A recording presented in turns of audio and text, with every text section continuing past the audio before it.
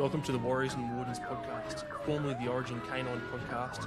We are dedicated to sharing the lived experience of military and first responder communities from Australia and around the world. I'm your host, Tom Brown. Enjoy the show.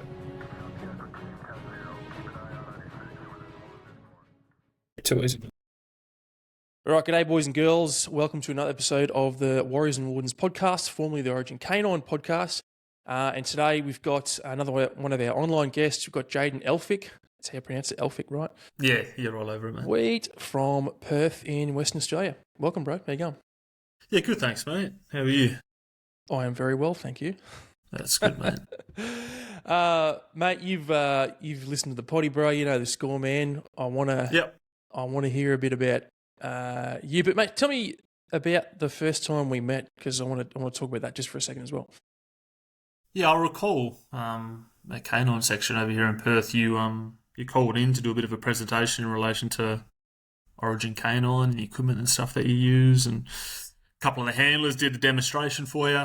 Yeah, that's where I got chatting with you and saw your equipment, and we started using it. And the dog at the time, Ace, he was using your equipment and stuff, mate. So yeah, no, it was a good day, and yeah, you got to meet Ace as well. Yeah, man. Yeah. I wasn't trying to plug my gear, by the way, but thank you. Because from memory, you said you ran the demo, right? Yeah, there was a number of us that ran certain aspects of the demonstration we did for you, but yeah, I did one for you, just in the agility yard there, and yeah, it was pretty cool, mate. It was good. Yeah, no, the reason I wanted to bring it up was because that demo and then that little reception thing that you guys gave me was really cool. I was not expecting it, by the way. I was like, what, for me? I'm just little old me. Anyway, but the demos and stuff, man, that you guys gave with the dogs, I was just fucking blown away, dude. Yeah. Each different state policing, canine unit, they all sort of have their own strengths and restraints, right? But, dude, I got to say, man, the WA canine section was fucking phenomenal, man. Like the obedience, the handler skills, obviously the agility stuff, man, and that's kind of a given for those kind of dogs. But dude, some of the stuff you guys are doing with the remotes and stuff. I know you guys have worked with Ben Gertz and whatnot, but yeah, anyway, I just wanted to bring it up because it was just it was so fucking impressive, man. It was probably one of, if not the best demos I've seen. I don't know, man. Maybe you guys take it for granted, but I was sort of blown away, dude. It was fucking awesome. Yeah, you know what it's like. Obviously, state v state, they're probably getting a bit better now, but comparing and actually visiting other states is probably becoming more, apparent now. But 4 or 5 years ago, mate, you're kind of just stuck in your own bubble, and you're thinking, oh, mate, we know our dogs are good, but are they that good? You don't really know because there's nothing to compare to. And then, as you start visiting other places, you kind of go, geez, our dogs, they're pretty well trained. And it's a difference, it's a difference between being well trained and then in an operational environment. It's all well and good if your dog can heel down and out off a bite, but does that all happen in an operational environment? 9 times out of 10 within Western Australian police, it does happen, which was a really good thing at the time that I was doing it and the dogs that I come across. Yeah, and I think that it shows, man, because I think that's kind of the basis of NEPOPO, right? The whole thing is, assuming that was the system you used. Yeah, correct, yeah. Bit of NEPOPO, mate. Yeah. NEPOPO, NENE. It's all about proofing, right? It's all about, cool story. He did it in the backyard, but is this fucking dude going to do it when it's hot as balls and he's jumped out of the car? I've got to send him through a bush. Yeah, that's good, man. Yeah, no, you're exactly right. Mate, let's go back in time, dude. I want to hear about Jayden as a young man, as a boy, growing up, dude. What was it like? Yeah. Where was it? Yeah, so grew up in pretty much predominantly Perth my whole childhood, other than living out in Kalgoorlie for a couple of years. But yeah, no, me as a young kid, just hanging out with my mates, playing cricket, footy, and school. And I love school because it gave me the ability to see my mates every day and play sport, mate. I love that type of stuff. I was never someone that was super academic at all.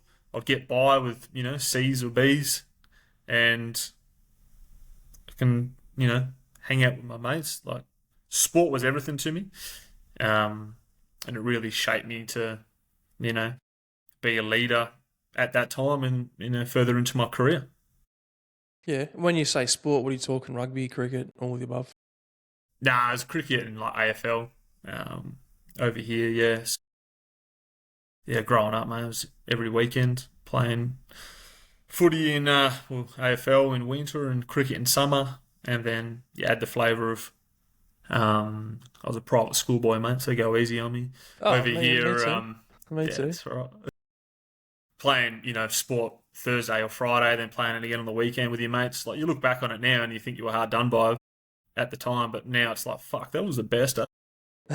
Like just chilling with your mates, had nothing to worry about. You're just playing sport and nothing else to worry about, mate. Yeah, growing up it was good. Super supportive family, which was great. My mum and dad split up when I was young. I don't remember too many details about that, but it kind of shaped me to be probably a man a little bit earlier on in my life. Two sisters, and it was me. So, yeah, I think the things that occurred there, yeah, shaped me to the person, the younger adult that I was, and to the person who I am now, Yeah. for sure. Yeah. In what way? In the sense that you were living with mum and the sisters, so you've got to step up and take up a bit Yeah. more of a manly role, sort of thing. Yeah, yeah. Yeah, correct, mate. Yeah, correct. At a young age, you know what I mean? Which at the time you'd happily, well, I did happily do it, but you look back on it now and kind of go, wouldn't have been all that bad to have a bit more of a less stressful upbringing in terms of like, why am I worrying about these things that my dad should be worrying about?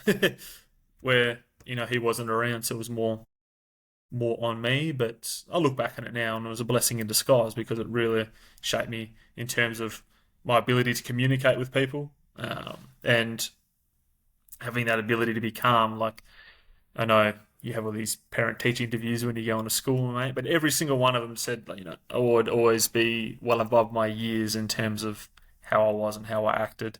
But then that's all well and good, but there's a time when you come, like, 30 I am now, and I'm a 30-year-old now, mate. Like, you don't hear that shit anymore. It's just fucking what it is. But nah, it was good, mate. I thoroughly enjoy it, and the mates that I had then are my best mates now, so it's good. Yeah, no shit. Yeah, okay. Yeah, It might sound like a weird thing, but I always that always strikes me as interesting because I really didn't stay in touch with a lot of guys from school at all. I went to the military. Yeah. Even the military guys I don't stay in touch with a lot. Yeah. So that's good, man. You got that consistency. yeah, Uh, yeah. So what about Dad? Where was Dad? Was he still in the picture or was he... No, he was completely gone, mate. He was out of the picture. Man, I would have been probably 9 or 10 at that stage, and then it was young, yeah. And then from that point, we didn't really, did the every second weekend thing. But then after that, it kind of spread into him doing his own thing, and then us not really being interested anymore. And it was just more of a lack of effort on his behalf. You know what I mean? Like for me, mate, if I had kids, and for whatever reason, you didn't work out in your own relationship, like fuck, they're your kids, mate. You know what I mean? Like you're more than happy to have them, but when it comes to actually looking after them, you just want to fuck off. Then yeah, I got no respect for you. So after that, mate, like yeah, kind of cut ties. And I was young, and I'm obviously speaking quite frankly, but at that time, it was just kind of like yeah. I know this is not the right thing for me, and it's a good thing that my mum's not with him anymore because it was quite poisonous from what I saw. And obviously, the hardest thing is you hear things from your mum and then you hear things from your dad, and the two stories don't line up. You know what I mean? At a young age, you're like, who's fucking telling the truth here? But just through overt action alone, like you could just tell he was talking shit. So yeah, we all moved on. But then, like my mum met a person. Probably a couple of years later, and he's still, even though they split up 7 years after the fact, he's pretty much my dad, my biological dad, but they had a kid together. I'm in contact with him consistently, so I'm really grateful for him coming into my life because he was into footy and cricket, and he really shaped me as well in terms of the person who I am today, and also my mum as well. But being a young male, young kid, young boy, and growing up in a family full of females, you kind of want that male, figure there for you when you're young. Well, I did anyway. So he was a plumber gas fitter, so I'd go to work with him, and I really trusted him, mate. Take me to footy training, cricket and stuff, and he was the coach, and yeah, mate, did that for 7 or 8 years, and yeah, that was very much a blessing in disguise. Mum meeting him in Woolworths, Kalgoorlie, mate. Mate, the amount of times I've heard that story, meeting in the Woolies at Kalgoorlie. Tell me about it, mate. Yeah. But, I'm going to go there. You never know, mate. You might fucking pick someone up. I have to leave my wife and kids first. It's that interesting, man, and not having a sort of dad figure. What was the overlap there between him leaving and then your mum getting together with this? Probably about 4 years, mate. It was about 4 years. Okay, yeah. Off the top of my mind. And then they met, and obviously, like anything, I suppose it's like if you have a daughter, I don't have any kids, but if you have a daughter and they meet someone and you're the dad, you kind of like feeling them out a bit. You're like, you fucking here for the right things. And yeah, no doubt he was, mate. I take my hat off to any fella that wants to come into a relationship and that single mum or single dad has kids and they take them on as they are their own, because at the time I didn't think about it at all.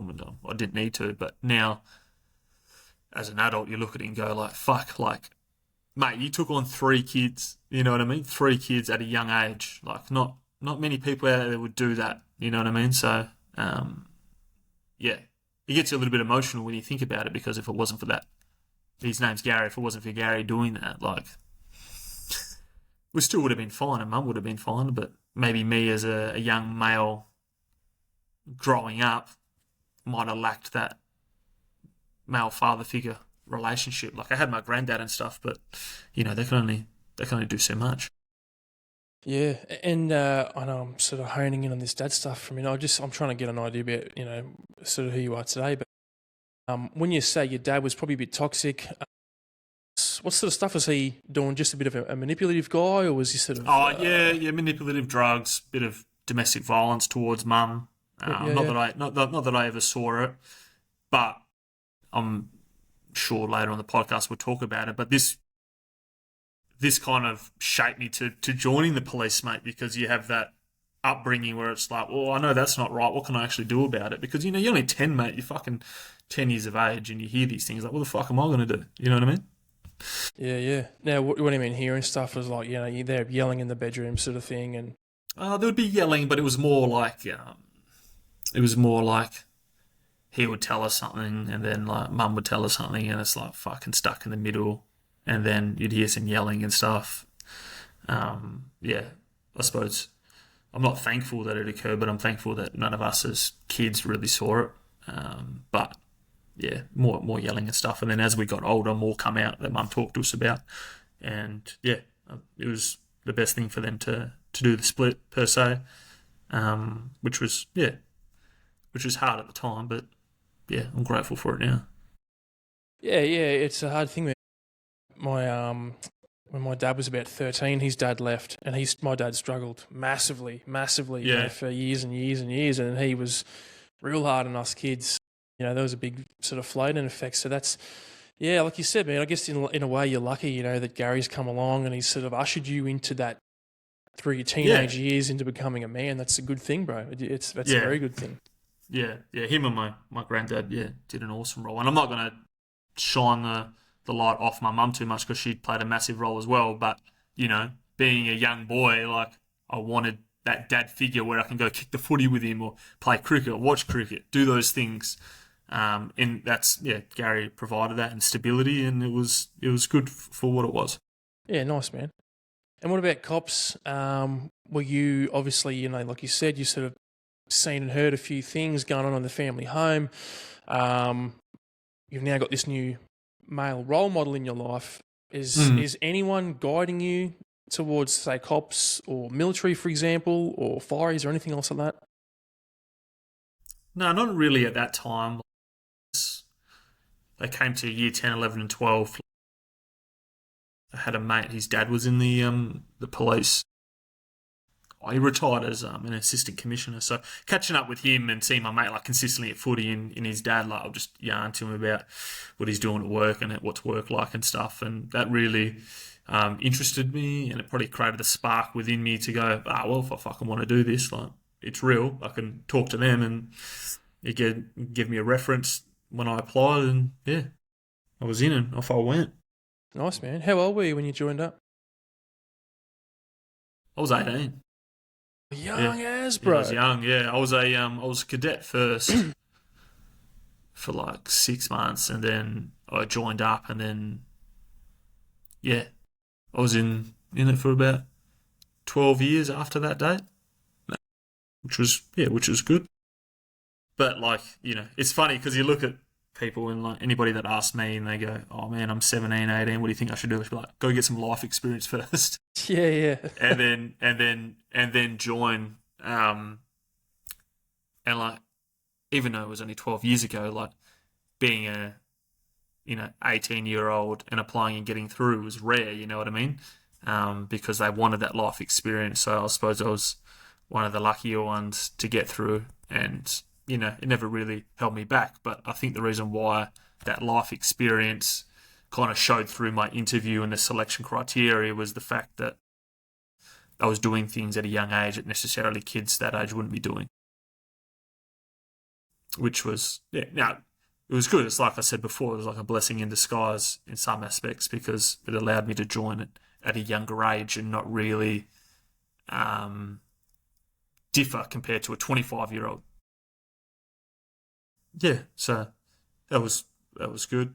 But you look at it now and fucking most of them 18, 19 and haven't really done all that much.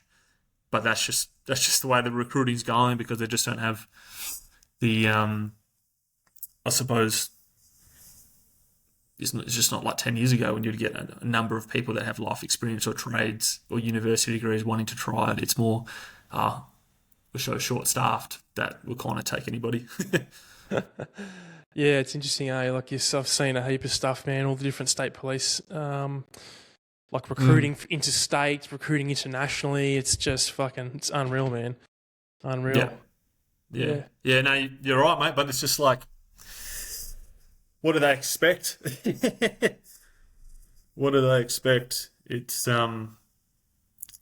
it's a bloody hard one because the job is awesome when it's awesome, but it's bad when it's bad. So I think every state in Australia is probably feeling that, where the media don't really back you and sometimes upper management don't either, and then you create people that just get offside with it all. It's kind of like what I was discussing with you before with the podcast. Like I'm very grateful for my time with the police. Like I don't really have anything negative that occurred to me directly, but you just hear stories and other people around you sometimes. Yeah, absolutely, man. Yeah, and dude, at 18 years of age, can you hit me with the police college, man? What's that like going through? Because I know that's a pretty steep learning curve in terms of like legislation and all that book learning kind of stuff. Was that a big shock to you? Because obviously physically you're a very capable guy. Yeah, it was, because the first 6 weeks is just all your legislation, your policy, legal training, which I think I was also lucky in the fact, like if I went and did that now, I'd probably struggle more because I've been off the books for so long. But because I come pretty much straight out of school, like graduating year 12 and then going straight there, like I still had that academic brain per se, where I could kind of take it on. But, tying back to what I said before, like I was never really an academic person. But it was also easier in the fact that like legislation is legislation, like, they'll be like, what's stealing, assault, that type of stuff, and you just got to name the code for it and you can study for that. But for other things in school, it was like, you got to fucking tie and everything else. When it's black and white and it's very like easy to follow, I'm okay with it. Yeah. And also, looking across at your mate's paper always helps a little bit as well, mate. Just a lot. I'm kind of skipping around a bit here, but like fast forward to say when you're on the road, and I'll go back to the college in a second.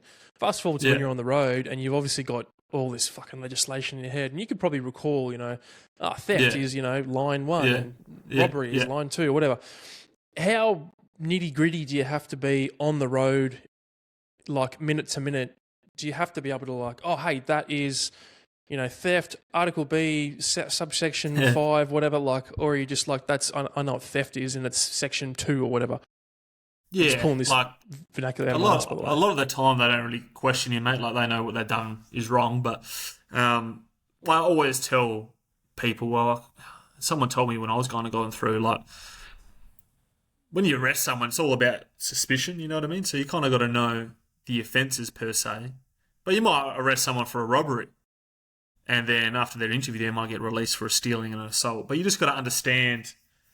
Um, you go to an incident, you look at it, and then you kind of got to rack your brain, like, what offences am I looking at here? Because you might rock up and the suspect is right in front of you and they're trying to leave, and you're like, it really startles some people sometimes because they're like, oh, can we arrest him? Can we not? It's like, fucking oath you can arrest him, mate. You just got to have that ability to identify what the offence has been committed. And if you're not sure, but you kind of suspect that they've done it, just arrest them on suspicion. There's nothing wrong with that, mate. Like, they've obviously done something. Yeah. It's when you charge them with it, and once you've sat down and interviewed with them, and then you charge them with the wrong offence, that's when it starts to get a bit fucking how you going. But that's where experience and your supervisor and that type of stuff come into play with it all. To answer your question, no, you don't have to really rock up and know everything verbatim. It's, experience is everything.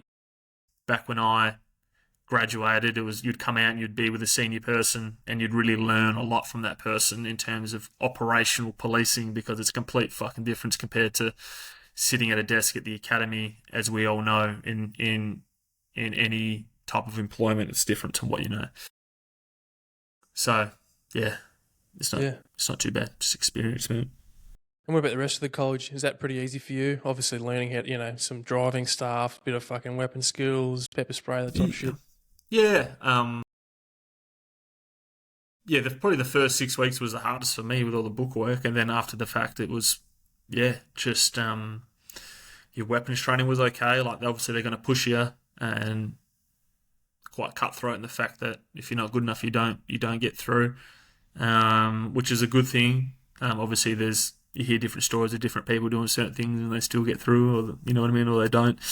It varies, but I can only go back on my experience, and I thoroughly enjoyed it.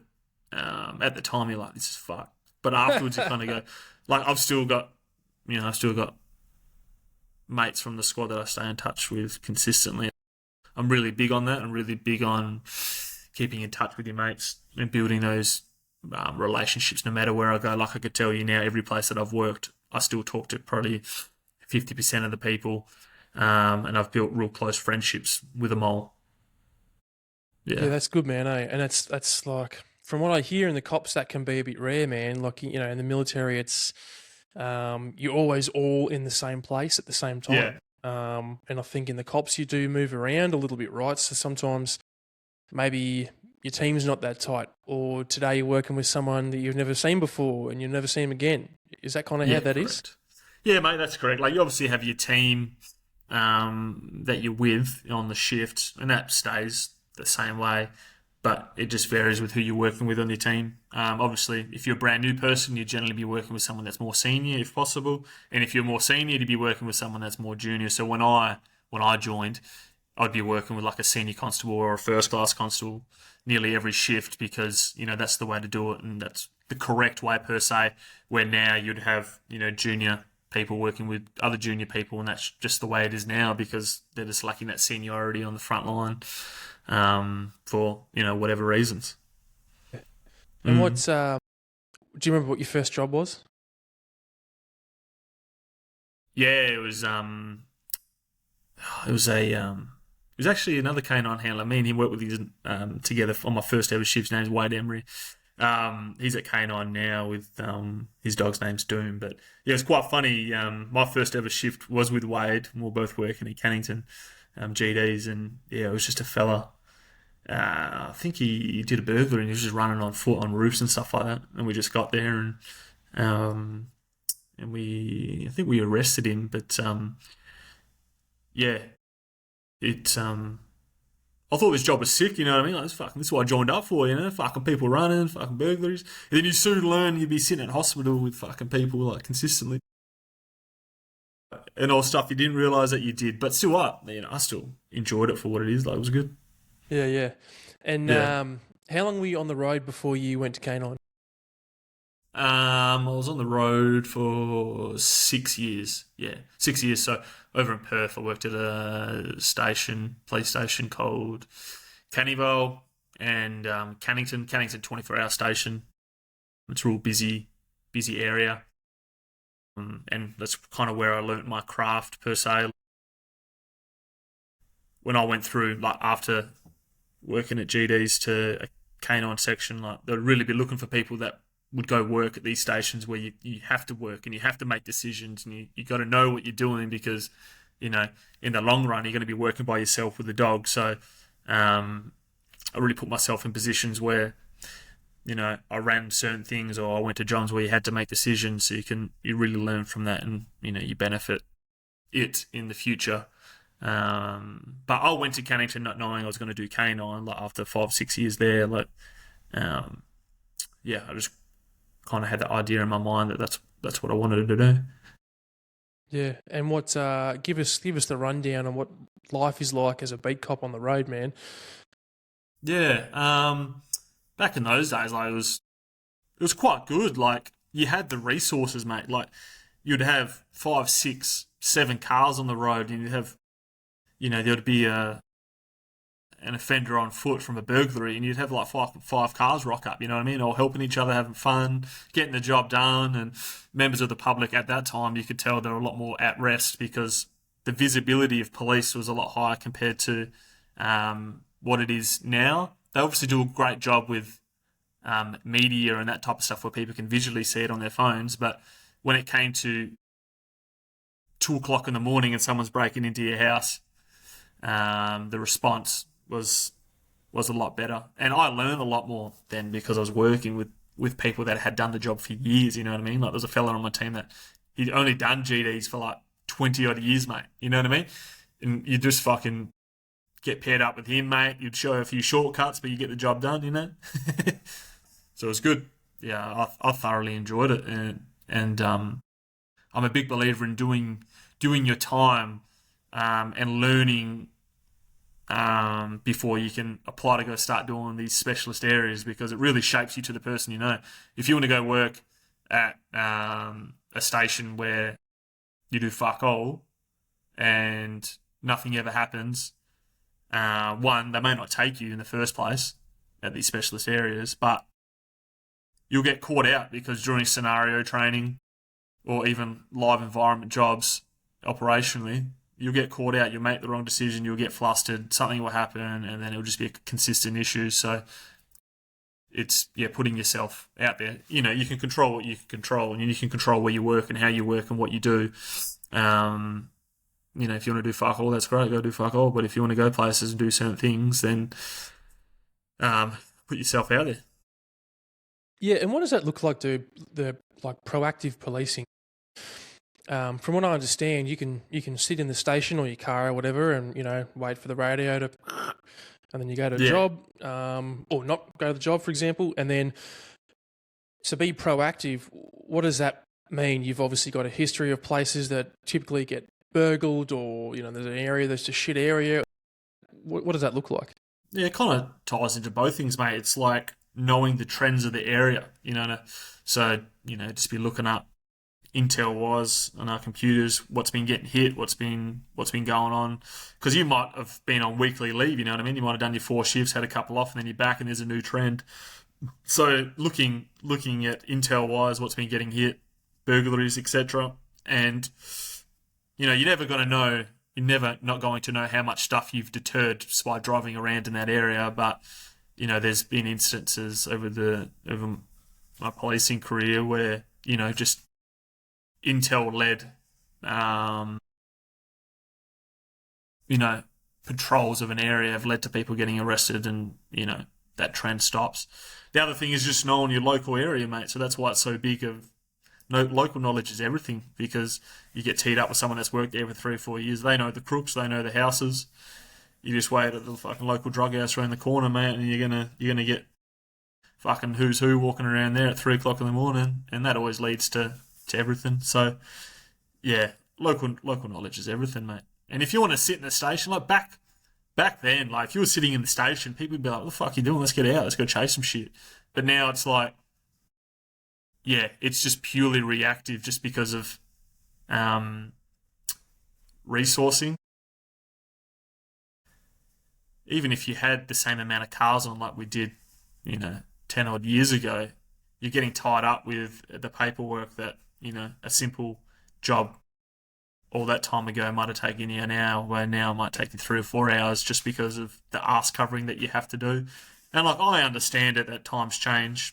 Yeah, at the end of it, it's really the community that kind of gets the raw end of the stick. Yeah, well, explain the paperwork thing to me, man, because I get it. There's paperwork, you arrest somebody, you've got, I don't know, evidence or whatever it is. Yeah. Like, how much paperwork are we talking? Because you guys surely per shift would do like 10, 20 jobs, right? At least. Yeah, back at it's called a response. Like, yeah, you'd be doing probably 15, 20 jobs, busy or not, more. Yeah, it's probably a little bit. It's hard to say because back then the technology wasn't as good as what it is now, where like a lot of the things, like, you lock someone up, you have to take them back to the station. Back then, where now you can just look it up on your phone and you can get the details and stuff that you need rather than taking them back, and you can kind of deal with it roadside. But when you start talking about domestic violence, which is obviously the number one thing in most police forces, particularly in Australia, you can't really fuck around with that, you know what I mean? So you might go to a job and oh, fuck, like this is not going to go anywhere. But now, because there's so many rules and policies in relation to it, the victim, male or female, whoever it is, may not want to make a complaint. But because they've called the police, you have to lock someone up, mate. And it's like 5-6 hours where it's not going to go anywhere. But unfortunately, because of the policies and the way it is, you have to do it. And it's such a catch-22, you know what I mean? Because it's such a big issue. It is such a big issue, but it's just like we're just band-aid fixes, and a lot of the time the police get get blamed for a lot of it. Where it's like, where's all these external resources at 2 o'clock in the morning? There is none. It just falls back on the police. Yeah, times are changing, and like I agree with it. Like I think the way that they've gone with domestic violence and stuff like that, it's great. There's heaps of support, etc. But in terms of support, it's the police at 2 o'clock in the morning locking someone up and giving him a police order or charging him when they're getting bail conditions, and then the follow up external to the police is poor. Or I feel for the general duties guys now because they might have kids and there's no one else there to look after them, and no external people answer their phone. They make it extremely difficult, mate. And they're like, from hierarchy, and they have done a good job in terms of like trying to get assistance with that. But you're pushing fucking shit uphill with some of that type of stuff. Yeah, it's an interesting point, man, because you guys are, as much as you can be proactive with your policing, at the end of the day, you're reacting to someone else doing something. You didn't rock up to their house and be like, "Oh, hit your missus and I'll deal with it." So could you, for example, you're talking about like, if they got kids or whatever, would you find yourself sitting there 2, 3, 4 hours just minding some kids because, mum and dad got locked up, and what else can you do? You knock on the neighbour's door at 4 a.m, or? Yeah, nah, you're correct, mate. Like you'd be looking after them, another car would come and look after them, or they'll just come back to the station. And you just look after them in the station.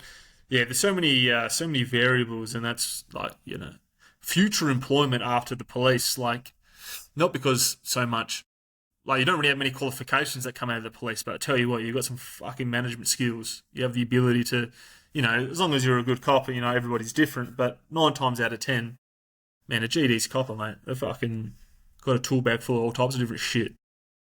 Yeah, attributes versus skills, right? You guys have all sorts of, soft skills, but as well as great attributes, which you're obviously employing now in a different agency. Mate, hit me with some of the kind of jobs that you would do on the road that maybe wouldn't sit too well with you, or the stuff that maybe maybe is quite well known in the police world, but not too well known in the civvy world, for example. Yeah, I suppose mental health was always a job that you'd went to, like a proper mental health job, when like this is not your routine person pulling the piss because they don't want to fucking go to lock up for the night. So all of a sudden they say they want to kill themselves, etc. But when you go to a genuine job and you can see how it affects the family, you can get you quite emotional. Other ones were like when there was like orders put in place for kids to be taken off families and give to another part of the family, retrievals and stuff like that. That was also quite hard because like you're doing your job, but then also like you've got your own opinion in relation to it, but you just know there's this order, there's this warrant. You've kind of got to do your things. Recovery orders from like for young kids to go, they've been living with the dad for so long and they're doing the right thing, but it's got to go to the other side of the family because they've been making up all bullshit and you can't control that. It can be quite hard. And a lot of the times it's for the right reasons, but then there's times when you're in the face of it and you can see it's like, oh no, this kid's actually getting looked after better here, which can cause some issues. But yeah, harder jobs would be taking young kids off family members and giving them to other family members when there's been orders put in place by the court, and mental health stuff that was genuine was hard. You obviously have your murders and your suicides and that type of stuff, but you join up knowing you're going to see that. You know what I mean? Like you kind of know, but then when you actually start dealing with it, you're like, fuck, this shit's real, eh? It's all well and good to see a dead body, but it's the hard part is dealing with the emotional side of it with the family afterwards, particularly when like the family had no idea that this person was suffering. That'd probably be the harder things you would see.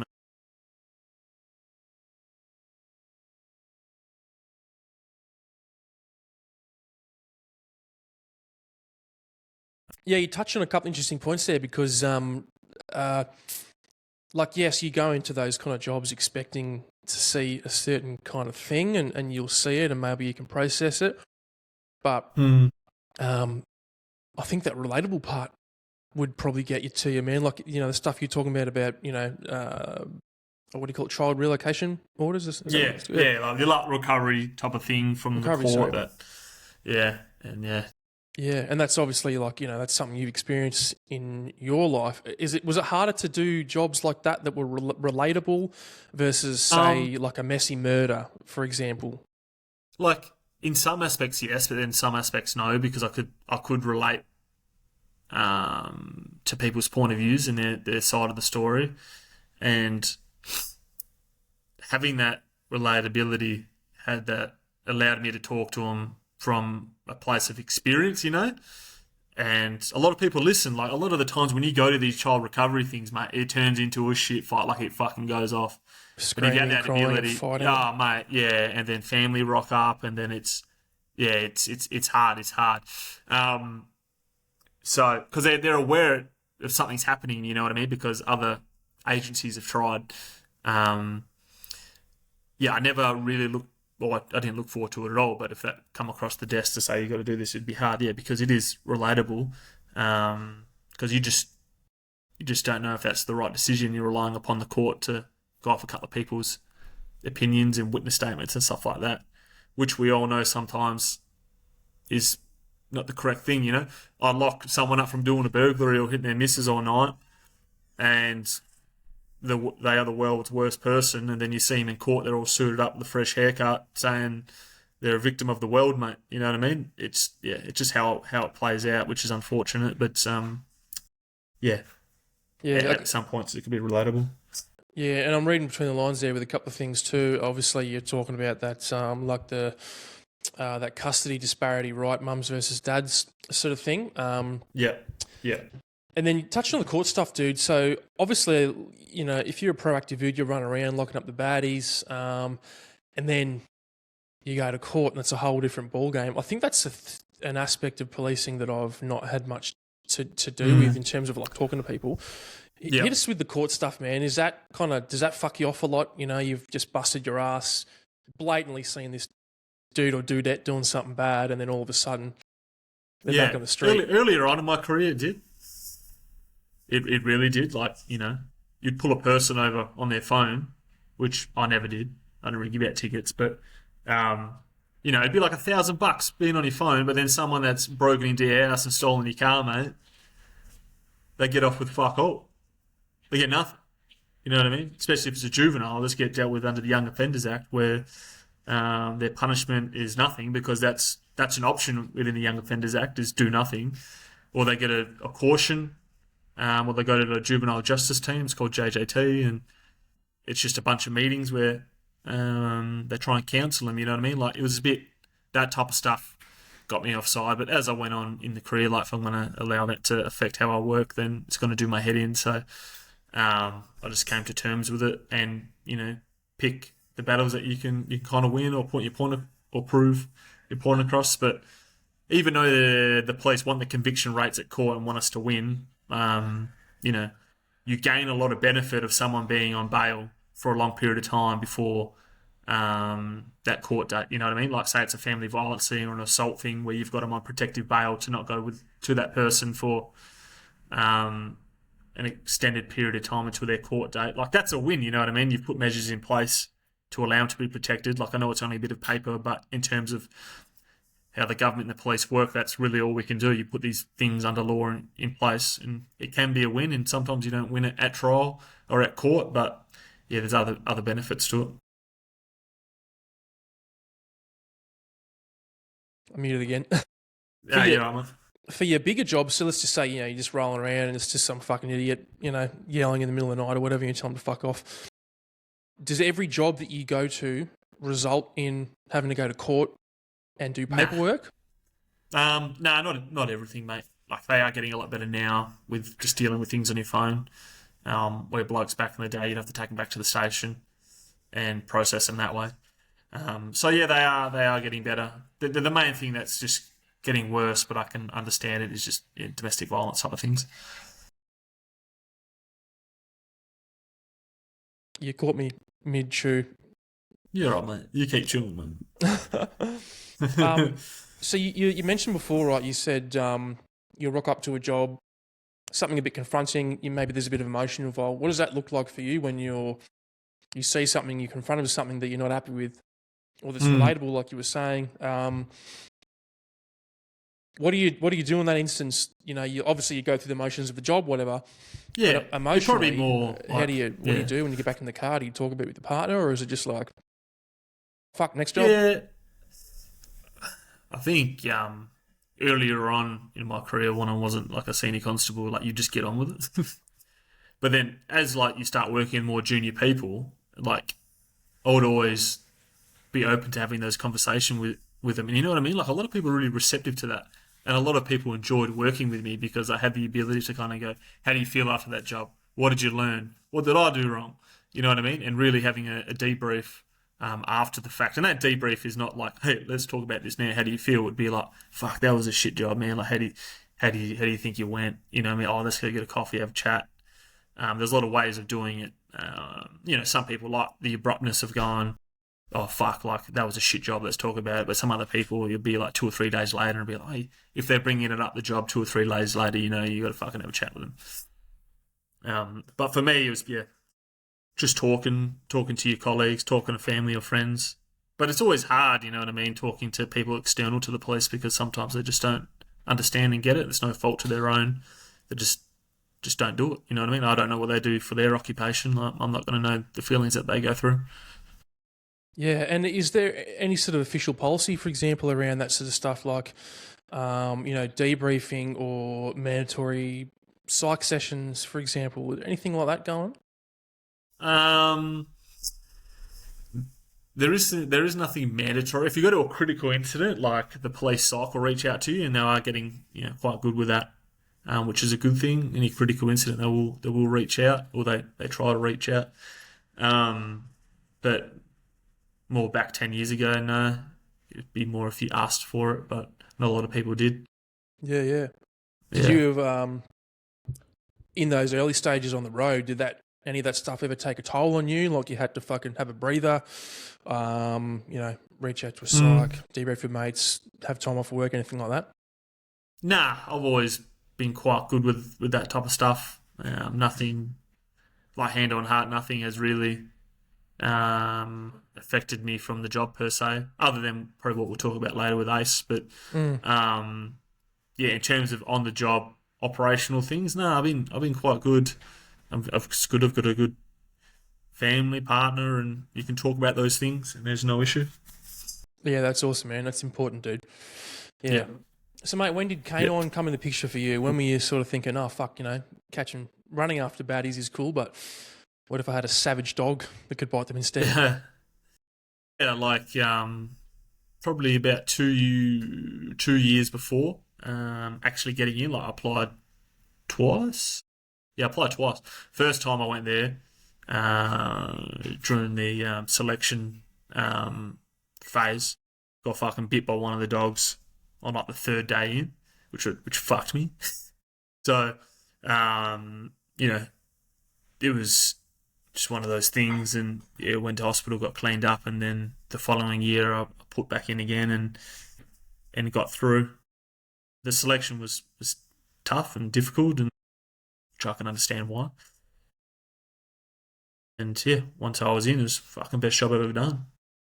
Go through the selection process for me if you could, man, because obviously getting into specialist units, there's got to be some sort of, barrier to entry. And especially using the term selection course too, that's probably a rarity in terms of like, multi-day selection course for a specialist unit. Yeah, it was. So like obviously you do your expression of interest is EOI, where like there's a number of questions that they want you to answer, and then you got to do like a page and a half, depending what they ask for in terms of you got to kind of talk yourself up in the things that you've done, and sometimes you kind of get caught out trying to like just align yourself with being a dog handler. Like, I made this decision by myself, I did this decision, but at the end of the day, you're still part of a team. So, aligning your responses with teamwork, integrity, duty, that type of stuff really helps people get in. So, yeah, there's an EOI. Then there's a physical that you do, which is beep test, running, etc. And then there's a panel interview. And then recently they've brought in, this was after my intake, like psych testing as well, because you do work by yourself, and it can get hard sometimes with the things that you have to deal with. So they do psych testing as well. And say you get through all that, then you go onto a week-long selection course that they do at the police complex and like external places that like Army barracks and RAF and stuff over here they may use as well, just for different environments. It's a week-long course, and they put you in a pool if you get through, and then from there you get selected. From there. So it probably took about, after that time, probably took about 6 months. I went back to Cannington, and then I was in, mate. And from there, fucking a heap of different shit happened. Yeah. What are the physical standards? What are the requirements there? At that time, to get in, it was like 10-1 in the beep test. There was like agility testing. We'd run around like a PPE course at the academy, jump through windows, carry heavy bags, jump fences, all within a timed period, which was never any issue. And the kind of way they did it was like, it's 10-1, but you want to get as best you can, you know what I mean? So you kind of got to limit yourself, try and get 12 or something in the beep test, because you've got further testing afterwards, just to be competitive. And then you do your PP, the PT course at the academy, and then after that, it's just like push-ups and sit-ups. It's very, very similar to like how to get into the recruit academy, just to meet the key things. But then when they really smash you is on the week-long course where it's just push-ups, sit-ups, bite suit workouts, which is like, when the fuck are you going to train for a bite suit workout every day when you don't have a bite suit? So like I had muscles that hurt that I didn't fucking know that I had, you know what I mean? It's just one of those things, but that's what you're going to be wearing, you know what I mean? You're taking bites from dogs in them. You got to have that ability to wear them and catch dogs with it. So, was it a live-in course, the selection one, or you just rock up 9 to 5? Yeah, you just rock up. So Monday, Tuesday, Wednesday, day shift, and then Thursday they do an afternoon shift where they do a lot of your scenario training. At night, they'll run a scenario at night because that's what we predominantly work in, because obviously it's better for the dogs. And then Friday, short changeover, and you come in and do a couple of different things, and then you get told if you're in or you're not. And like it's obviously nerve-wracking because you're putting 6 to 12 months preparation into that 1 week period. But yeah, it was it was a good day when you get told that you're in, and it's just a waiting game until they have you, which was good. Yeah. And the actual dog training course obviously comes a bit later. You've got done the testing, everyone goes in the pool, dog section correct. probably gets together and goes, hey, who's who on the zoo? And then you come back and do your course. Yep, correct. Once I got told I was in, you obviously get transferred to the section, and then you're there. You really have to fuck up not to get cut from there. Once you're in, they pair you up with dogs, and it's not uncommon to change dogs when you're a trainee because you've got to get that right match, you know what I mean? So thankfully for me, like being so new, and I was 6 to 12 months away from being on course. Like I had a couple of different dogs that I ran in terms of just training. But when it came to actually starting the course, which was, I think it was 16 or 18 odd weeks at the time, I started with Ace. Ace belonged to another handler. She left the unit for other reasons, and he was a young dog and not qualified in terms of done the course. But he got given to me, and probably the best thing that ever happened. Yeah, nice, man. Yeah, dude, hit me with getting out on the road. Obviously, like you said before, you're working alone. Excuse me, you're probably rocking up to a lot of jobs, where there are other people there, but it's just you in the car with the dog. Hit me with being out on the road for the first time on your own, just with you and PD Ace and your first job in particular, man. Yeah, I remember it like it was yesterday.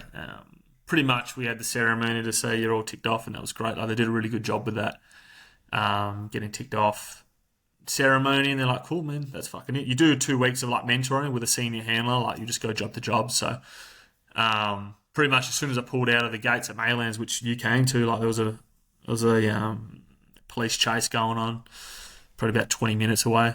So I went out to that. Like the crook got arrested just before I got there, but fucking on the way there and just thinking about all these things that I've just learnt, like how the fuck am I going to do it? Like this is not training anymore. Like what if I fuck up? What if the dog bites and I can't get him fucking off?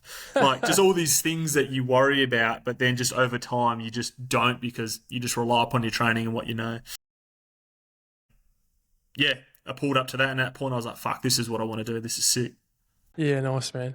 So obviously, you rocked up. There's nothing for you to do. Did you get Ace out at all, or it was just job was done? No, the job was done. He got arrested a couple of backyards away. The biggest enemies for us as dog handlers is other coppers, mate, because they fucking get the crooks before you do, because they're there, you know what I mean? Like, there's only a certain amount of us, because you might be coming from 20 minutes away, and it's a bit like that movie, the other guys, you know what I mean, when they go onto the scene in the fucking Prius, and they're like, stay away from my fucking scene, you know what I mean? It's kind of like, not that you ever say that on the radio or anything like that, but there's been times when you've been short a dog arrest and you could get one. It's at the end of the day, it's a good thing, because fucking you're better off arresting them by hand and handcuffing them rather than a dog biting them. Like it's the right thing to do. But sometimes, they're chasing someone, they lose them, but they continue to look for them and really ruin the area with scent and stuff, as you know. Yeah. Yeah, so, but that's just what it is, mate. Just part of the game. Yeah. And so how long were you canine handler for? Was that, if you did for 6 years, obviously 6 years canine handler? Yeah, it was 6 years, yeah. Yeah, nice, 6. man. Fuck. So Yeah.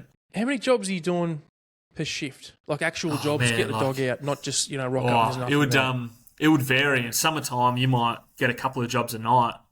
For me, like I always backed up on jobs that are necessarily dog jobs. I would go help other cars and other coppers, because a lot of the time they were super junior going to jobs where I was like, fuck, if I was that junior of the job, I'd want someone that's a bit more senior there to help me. So always come and helped out with that type of stuff. And you never know what would happen. It might turn into a dog job. But in terms of answering your question on jobs alone, like, yeah, in summer you might have getting the dog out. You might do it every night, but then it might be like 2 weeks. So you might not have him out for anything, particularly in winter. But like, the best jobs are the police chasers or people, running on foot, which was good. Yeah, because it gets dog shit cold in Perth, hey? It's like Yeah, real in hot winter. in summer. Yeah, correct, mate. Like in winter, it can get a bit boring, especially when it's pissing down with rain. The police chasers kind of dry up a bit more. You really look forward to like summer, mate, when it fucking starts coming in, and you get a lot more jobs from that way, which is good. Yeah, awesome. Yeah, it's pretty good. Do you remember your first bite with Ace? Yeah. So another fellow was down in. Have you ever heard of Bustleton? It's down like Margaret River way in Perth. Nah, so it's south of Perth for about 3 hours. Another handler was meant to go, but he had to pull out. Thank fuck. So I went down there. It was just a fella causing absolute havoc down in that area. It's like a community. Police chase after police chase, stealing cars, ramming cars, breaking into houses, stealing stuff. And every time they kind of come across him, you'd get away on foot. So they did an operation where they requested canine and a police helicopter to go there. So, we went down there, mate. It was going to be like a 3-day operation, staying up in the hotel, fucking living life, working with my best mate.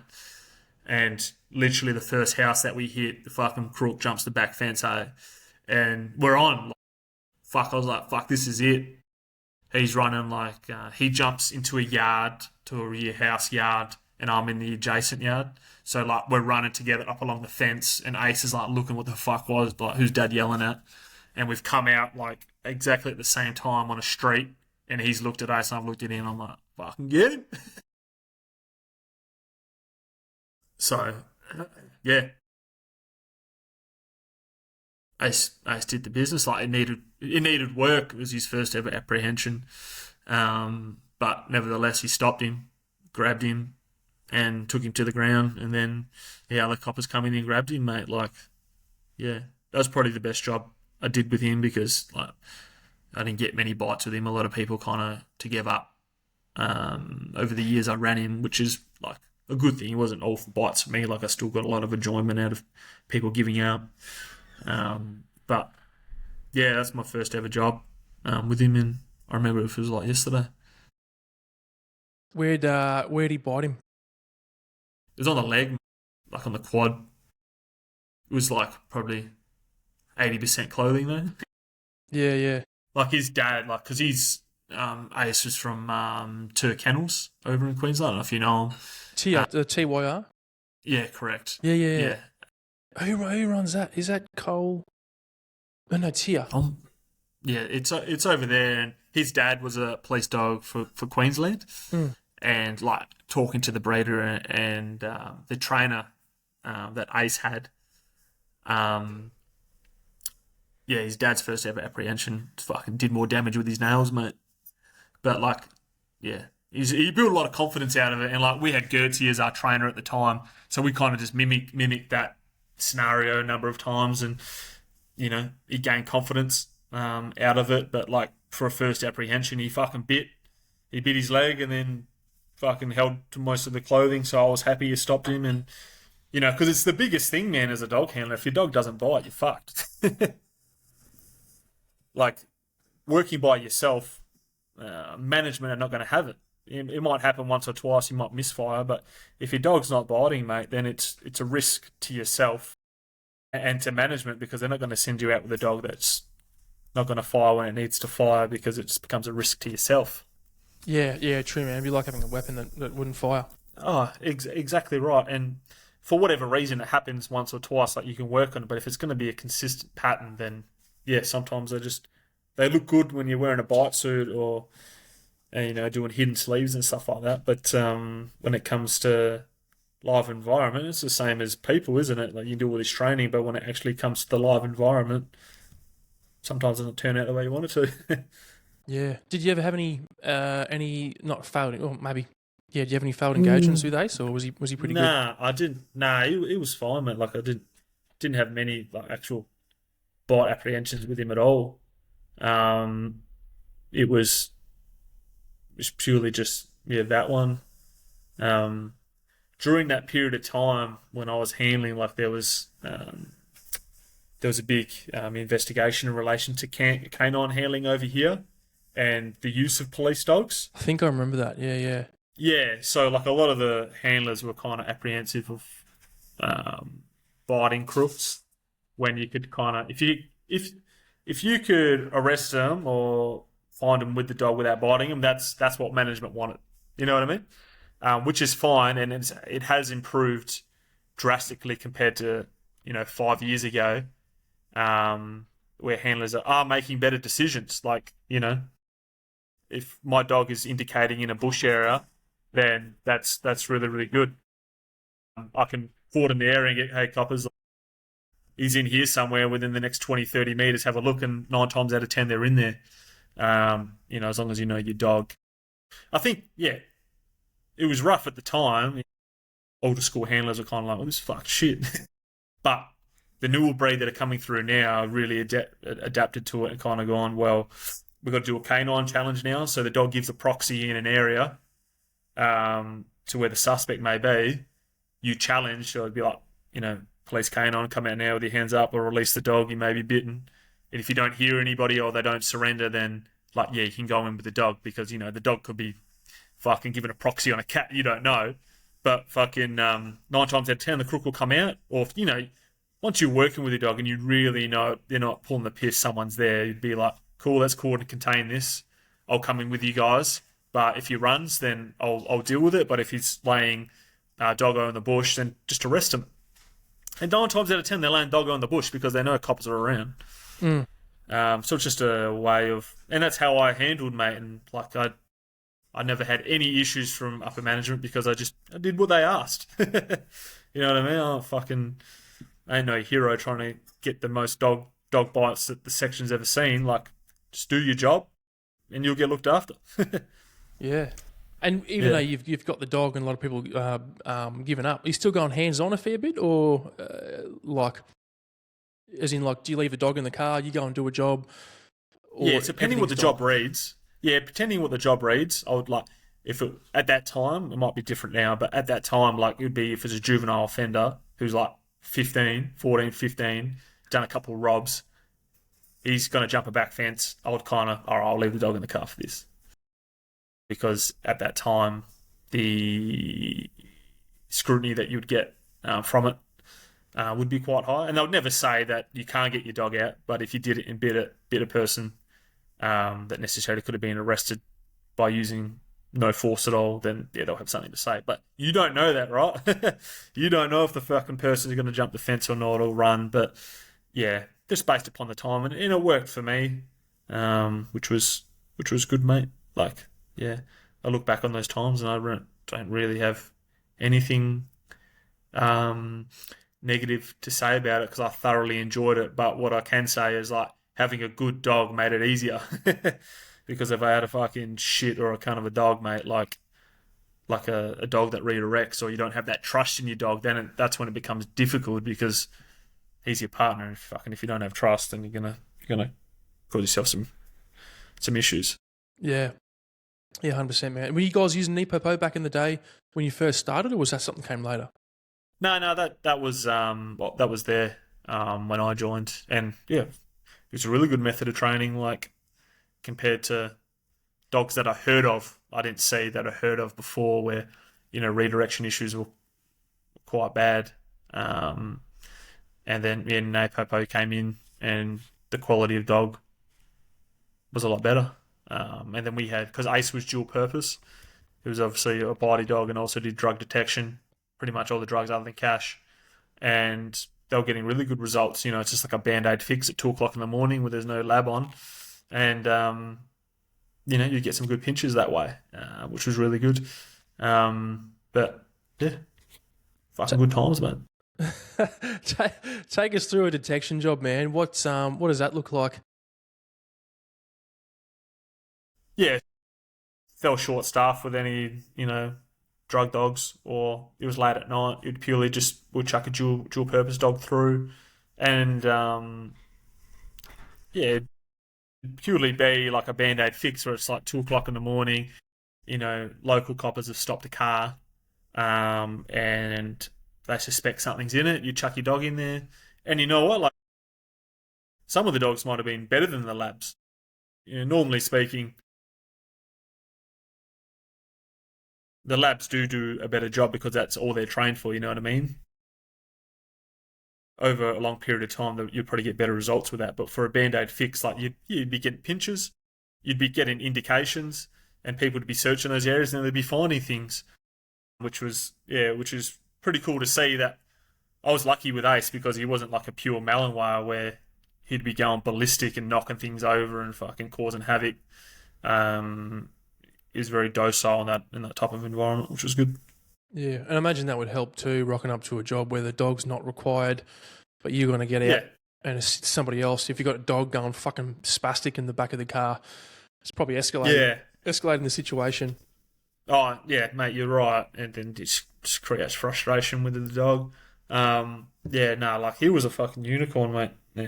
Absolute unicorn compared to other dogs that I was training with at the time, and like because I ran another dog after race, and I could just tell, like, fuck yeah, he was real good, man, real good. Just knew when to switch it on, etc. Yeah. Do you is the canine unit under the same kind of umbrella as the tactical guys over there? Like, did you do any TR jobs? No. So like we did do jobs alongside of them at like sieges, or that type of stuff, or caught and contain jobs. But we never trained alongside of them, and a lot of the boys kind of like from the TRG side of things as well, like they want that option, but it just hasn't happened, mate. It's a bit of a weird thing, you know what I mean? Like you'd go to jobs with them operationally, but then when it came to training, like it just haven't really got legs to do it. But when I say sieges and that type of stuff, you'll just be sitting on the court, and if the crook ran, then he's yours. But like, let's be honest, the crook's not running through fucking 5 blokes with fucking beanbag shotguns or ARs in their backyard. You know what I mean? Yeah, 100%, man. Yeah, if you've got out of the TR cordon, you've either got a really really bad TR or a really good crook. Like, or something's happening. You know what I mean? Yeah. So as I got more experience in canine handling, because when I first joined, I was like, oh, this fucking guy, this job is sick, and you're there for 4 hours and nothing happens. Where like I did it in my 5th or 6th year, I'd be like, nah, it's all right. Or you at least wait a couple of hours and rock up to see if you can fucking do something. Or just don't tell them that you're there and just be close by if fucking someone does run. Yeah. So what about, because you were talking about the canine unit being under a lot of scrutiny, I feel like I remember that. It was, my mind, it was like maybe 2-3 years ago. Correct. Yeah. And I think there was a couple of Indigenous kids that got bitten on the face and a couple of things, right? And for optics, it looked bad because there was, young-looking kids with fucking bites in their faces. You are right from that aspect, mate. It was scrutiny from... But I mean, in the newspaper, it looks bad. It from the media perspective, obviously they run with whatever they're getting told, and Aboriginal Legal Service, so ALS over here, had like a class action against the WA Police in relation to the use of dogs in operational environments and on their clients. It was kind of like a blessing when we got body-worn cameras, because it lessened the amount of complaints that we got, because it'd be like, well, my client was in handcuffs and then your dog bit him. It's like, well, let's have a look at the body-worn camera. And you look at it and be like, well, No, they weren't even arrested. They were hiding in bushes that police didn't know he was there, and he got tagged by the dog.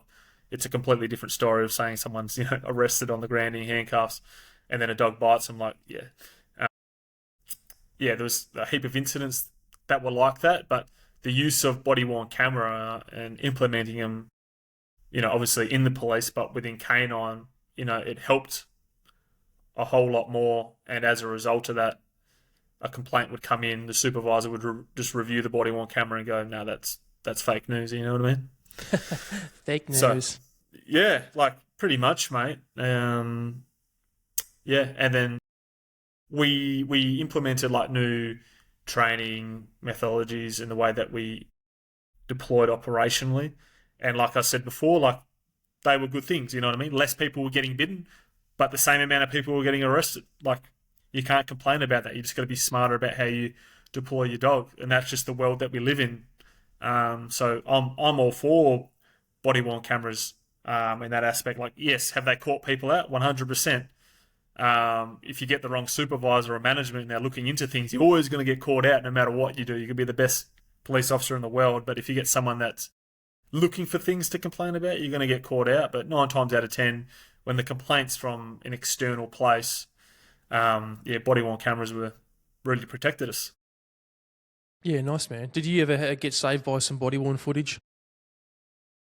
Through complaints from ALS, just um, deploying your dog, finding someone, the way that they worded their complaint would be like, it's just innocent little boy that's done nothing wrong in his whole life, but he's just broken into a house where he's stolen,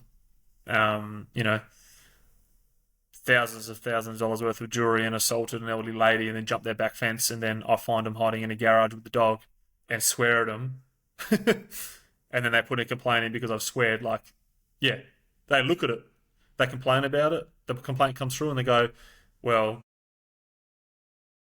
not that they want us to swear, but it's kind of like within that moment of time and that incident, like that's what happened. I'm going to fucking get in trouble for that, mate. Yeah, yeah. And that's good. And like you said at the beginning of the potty, man, you've had a pretty good experience with being supported and whatnot. Yeah. And was that what happened when you? Well, in fact, can you run us through the job if you don't mind, where you got the body worn saviour? Yeah, it was a burglary that occurred.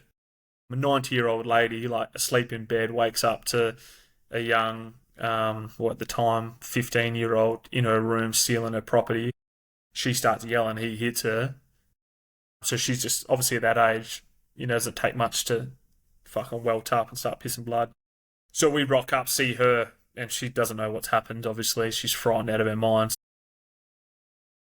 The back door was open, so I was like, yeah, he's fucking ran out that way. So we just got Ace out, deployed him, and he started tracking a couple of houses over, gave me a proxy on a shed. Did the challenge. Nothing, opened the shed door, and Ace has just fucking darted in there, and I'm like, fuck, what if I pull and come back? Because I don't know if it was the crook or not, you know what I mean? Could have been anybody. So I grabbed him by his harness. Could be Grandpa. Yeah, could have, I know 2 o'clock in the morning is probably the crook, mate. Yeah. But the world that we live in now, I got to make sure it's the fucking crook, So I'll grab him by his harness and his flat collar, and Ace is just going off. And it's the kid. And Ace was quite good at the fact that if I put him in a down, he'll switch off and start barking, chuck him in a down. And he's like, the kid's like, I'm done anything wrong. I was like, get the fuck on the ground, get the fuck on the ground. He's like, no, I'm not getting it. I was like, get the fuck on the ground. You raise your voice, you start swearing at him. Gets on the ground, I back out with Ace, all well and good. Coppers come in, arrest him. Get their hands on it. And they put in a complaint just the way that you spoke to their client. It's a bit bittersweet, you know what I mean? But you have good supervisors and good management, which I did. They would look at it and kind of go, well, at that time and place, it's kind of just what it is. Like, not that they want you to do it, and I don't want to swear, you know what I mean? But that's just fucking what it is, mate. They're not gonna get on the ground when you say, please. Can you please get on the ground, mate? It's just be, get the fuck on the ground. It's just it's the world that we live in. Do I agree with it? No, but yeah, it's either get used to it or just don't do the job, mate. Actually, just gonna give yourself headaches. Yeah, true, man. Yeah. Do you ever, like, when you sort of knock off shift and you're walking around amongst the regular public, do you ever feel like a bit of bitterness or anything, or do you sort of start to get a bit jaded about society when you see all that sort of stuff day to day? Not really, but I'm a big believer in like if the community actually knew what emergency service personnel actually deal with, they would have a whole heap of more respect because they're only seeing what they get told on the news. You know what I mean? Like I'm a big believer in like certain incidents are happening, it reaches the news, and it's just witnesses filming, a copper pushing this crook on the ground. Like, let's release the fucking body worn camera footage of the copper and let's show the whole story.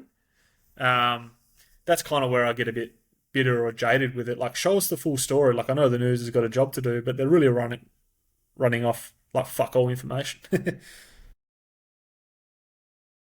Yeah, caught me chewing again, bro. No, you're right, man. That's all good. So, yeah, I'm not bitter by it at all. But yeah, you look at certain things and you kind of go, it's not the full story. And if members of the public knew exactly what was going on, like they would have a whole heap of appreciation for the job. The public complain about things that they know of. You know what I mean? Calling the police and they don't turn up for an hour, but that's generally because we're dealing with the same person we've dealt with the last 5 times in the last 2 weeks. It's not because we don't want to help at all. Or when you're, sitting down having a coffee and someone comes and says a fucking smart ass comment to you because you sit down having a coffee when you're on duty. It's like, yeah, come on, mate. Like, fuck, I'm sure you have coffee when you're at work. But it's just all pinch of salt type of stuff. Because, like, if you let it get to you, fuck. It's not a good recipe for yourself.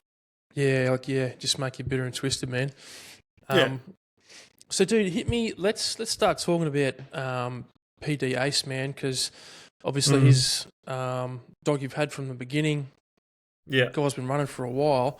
Yeah. And then, tell me about the beginning of what happened to PD Ace, man. Yeah, so I was a dog handler for 6 years, and for 5 of them I had Ace. Got him when he was 2. So he was a bit older in terms of operational dogs that we had. And for a good period of 2 or 3 years there, we were flying, catching crooks, had complete trust in him. Knew he'd do the goods if he needed to, and he listened.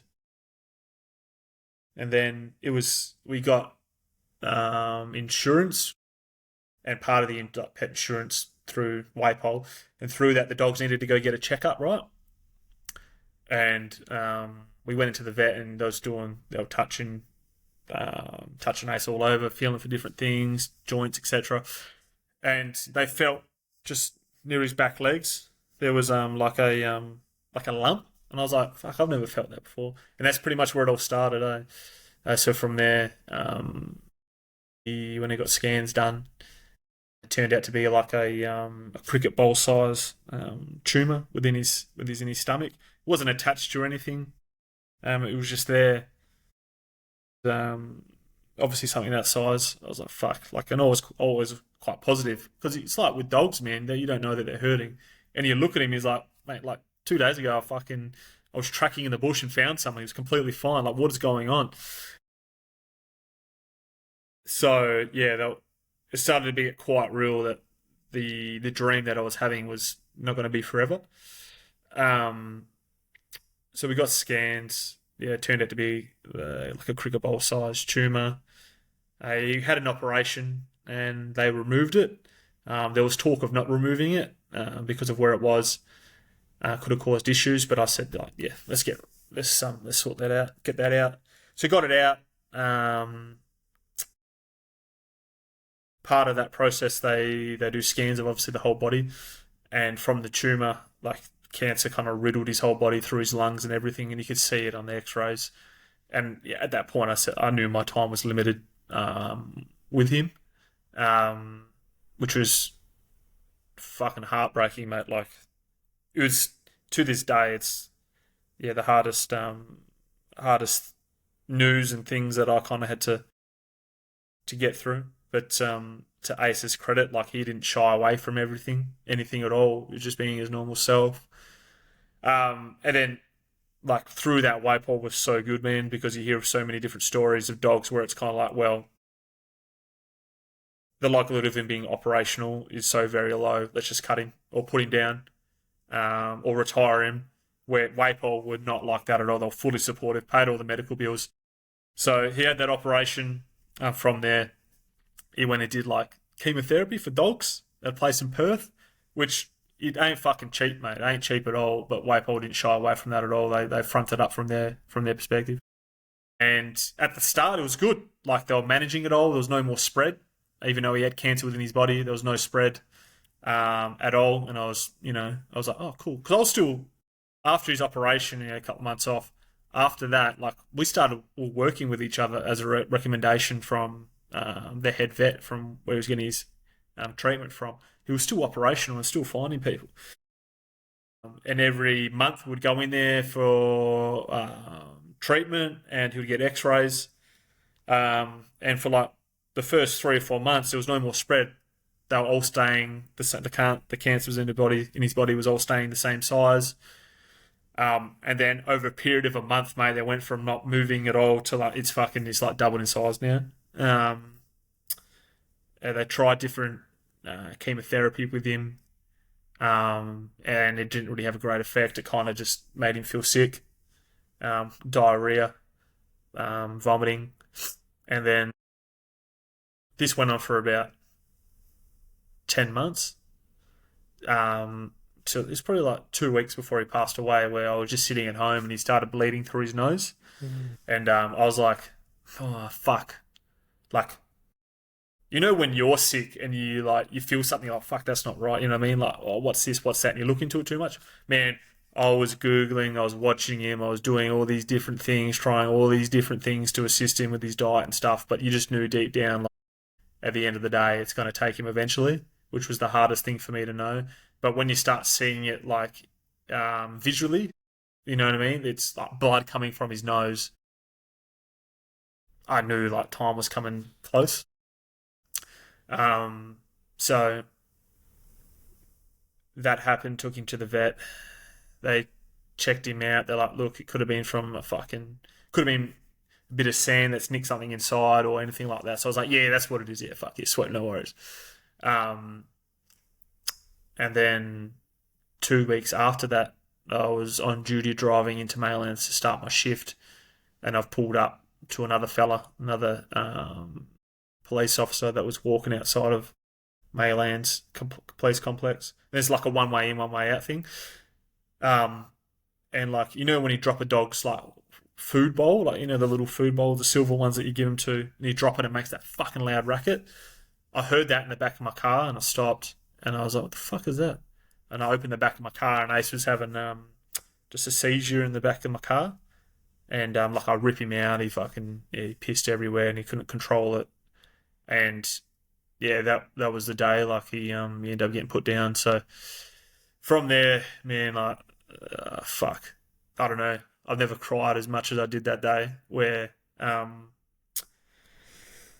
other copper that was there, he was at Canine at the time. He was on kennels for the day. So we grabbed Ace, ran back to. Well, actually, I was with Ace, I held him, and then he just came to, like they do out of a seizure with a dog. He just came to, he was fine. And I was like, what the fuck? So drove straight into Maylands. I was only 2 seconds away. Chucked him in another vehicle where we could have myself and another handler. And we just raced him to the vet. And they said these are your options. Like, when you start having seizures, it's generally because the cancer has spread to the brain. And then the brain, because it's like humans, you know, there's only a certain amount of space a cancer can grow before it starts to press on things. And in his instance, it started to cause him to have seizures. So I went to the emergency vet. They gave me some medication. They said, look, like, he can be on these medications for months on end and they'll stop the seizures, but he's not going to be operational anymore, because if he has a seizure when you're operationally, he could fucking do anything, you know? He'll bite you, he'll bite fucking someone, or, you know, and I was like, yeah, no. Today's the day that I know he's not going to be operational anymore. So I was like, okay, cool. I'll take this medication, and I'll go see the specialist the following day at his oncology. And we went back and he had another seizure again, and I was like, no, I know this is no longer like fuck, mate. It was so hard. So I went back to the emergency and yeah, made the decision to put him down because I got a lot of friends at the unit and family and stuff. So I called my partner at the time. We all come down there and spent the next 2 or 3 hours with him. And the hardest thing was, man, like he didn't have a seizure. He was his normal self, but in his eyes, like I got photos now that come across my phone, and you just look at him now, you know what I mean? He was like he was sick, mate. He was really sick. And then like they they take you into like a the room they put the dogs down, man. And oh mate, like it wasn't it's like he was too worthy to be in that room, you know what I mean? Where all these fucking like I'm not taking it away from pet dogs, but he was more than a fucking pet dog, man. Like he caught crooks, he protected me, he protected members of the community, and it was just a surreal moment, man, where like you fucking you go in there and um you say your goodbyes and they like they just like inject him with like a solution. I don't know. I can't recall what it was called. And he just went to sleep, mate. And fuck, like that fucking ruined me, man. Like it absolutely ruined me. It went from me starting the day being optimistic about maybe finding a crook with him and doing the thing that he loves to do, because I always promised myself the day that he turned away and didn't want to get out of the back of the car, that was the day that we stopped doing it. Yeah, like yeah, I fucking remember it so vividly. Just the feelings and the emotions that came with it, like putting your best mate down, like a dog that was my best mate and never took a back step, was always there for me. Um, was hard. So yeah, so as a result of that, mates, yeah, he got put down on that day, and I cried and cried and cried, for fucking for a week, mate. Like and WAPO at the time was so very understanding. Like the super of the division, like you just give me time off. He just said, mate, just fucking take your time. I don't care. Like just take your time off. Anybody got any questions, they can come fucking ask me. I was really grateful for that. I forgot to mention, like before he passed away, Wade Emery sorted like a photo shoot with him when he was still like, operational. So I've got some really really good photos with him. And then after the fact, when Ace passed away, like Alicia and Wade put on pretty much like a wake for him because that's what I wanted. I just wanted to get everybody together because like everybody knew Ace, mate. Everybody, like I did a lot of media with him through the WA Police. I did podcasts, so a lot of members of the public knew him. If anything ever came out on Instagram about him, like people just knew him.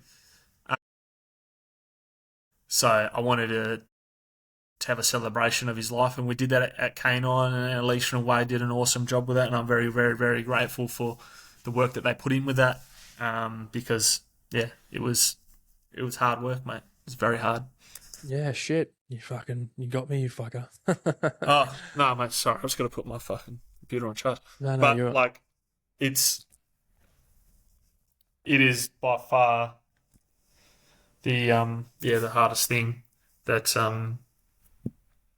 I've ever done. Like, I think the reason that it was just so hard because it's just like I'm going to this room where hundreds and hundreds of dogs before Ace have lost their lives in that room, and I just didn't think he was too worthy of that fucking room, you know. And like, obviously he passes away and just slowly drifts off into a sleep, and then they're like, "All right, mate, like you leave him here, and then you go," and oh fuck, mate, like yeah, them saying that and you walking out of the room, leaving him behind was, oh mate, yeah, it was the hardest thing. And then obviously everything that comes there after that of like, what do I do now? I didn't touch anything at home of his for weeks. Like, I just left it exactly how it was the morning that he left it and jumped in the back of the police car with me. His hair, because he was a Mallee, but he was a Tavern, so it was fluffy. And, yeah, like, it just gave me comfort going out there and sitting, on his bed, man. Like, yeah, fuck. Just spending that time out there and just remembering him, and because I knew that time was coming, so like I'd take more photos and videos of him and doing certain things, and I'd just sit there in his dog bed and watch the videos that I made with him, and yeah, like really, I've never really grieved in my life, mate. Like, I've had family members pass away, but just having that ultimate connection to that dog took me a long time to get over. Like, and now, like, I'll think about him on a daily basis, consistently, to the point where, like, I've got my own like landscaping business, and I named him after it. So it's a good little thing for me where I even if I'm not thinking about him, there's something in my life that's caused, me to do something for him. Yeah, horrible time. I am very grateful for the support that I had through my friend's family and Waypole. Never took a back step. My friends were there for me through thick and thin, and so was my family and partners. I'm very grateful for that in such a shitty situation. The hundreds of police dogs that went before Ace hardly ever die on duty, mate. You know what I mean? It was something that Waypole hadn't experienced themselves. And there was no policy or procedure in relation to like what happens when an operational police dog or a horse dog because passes away on duty. They know what happens when a police officer passes away on duty because there's procedures for that and they follow that. But it was just a rare encounter, and yeah, through the will and push through Alicia and Wade, and the police chaplain, because he was in consistent contact with me,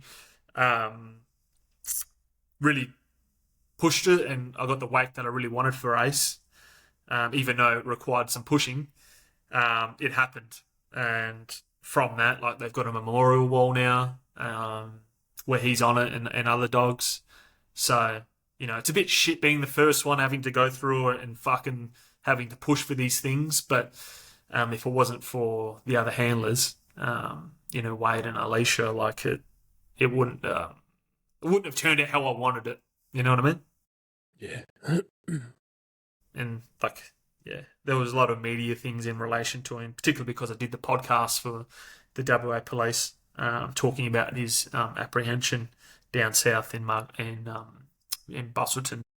Yeah, there's a lot of media that took off after that, and it kind of, forced the hand per se to kind of make things in place where police animals die on duty. Yeah. So, yeah, it was very, very hard, but I always try and look at some positives in such negative times. And if it wasn't for Ace, I'd still be in the police, you know what I mean? He would have been retired to me this year or next year, and I would have had to go to GDs, where as a result of that, like, I started my own landscaping business, which is successful, and I transferred across to be a firefighter, which I'm enjoying. But yeah, after race, I took a couple of months. I took probably about 6 weeks off, just sick leave per se, and then I was back to it, and Waypole gave me the time, and because Alicia was pretty much in charge of or assisting the sergeant in relation to kind of what was going to happen next to me, and I've got a close friendship with her. It was at K9. Another handler had Ace's brother. His name was Iceman. I wouldn't have picked it up in a million years, but he left to go to a different agency, and Iceman pretty much. I came back, and within 2 or 3 weeks, they said, "Do you want to run Iceman?" And I was like, "Fuck yeah!" Like, he was only 2. He's Ace's brother, very similar. He wasn't a Tavern; he was just a Mallee. But same mannerisms. And I trained, and we went operational um, for about a year, but it just wasn't the same for me, mate. Like, he, I was looking for a dog that was the same as Ace, and I was never going to get that. And I think it was probably I had the decision of getting another dog, and I think upon reflection, I probably should have taken the other dog because I was just looking for the same dog as Ace, and I thought taking his brother would have been somewhat of a connection, and it was at the start. But once like we went out operationally, it just didn't turn out the way that I wanted it, and like after many a discussion with like my friends and family and that type of thing, like I was soon realizing that I probably needed to step away from being a dog handler. Like I loved it, and if I ever went back to the police, it would be something that I want to do again. But because I've had that time of separation away from it and really come to terms with everything, but like I tip my hat off to any dog handler that has a dog and they pass away and they run another dog. But I think there's a difference of your dog passing away on duty to like your dog being retired and living at home, then passing away, and then you're running another dog at the same time.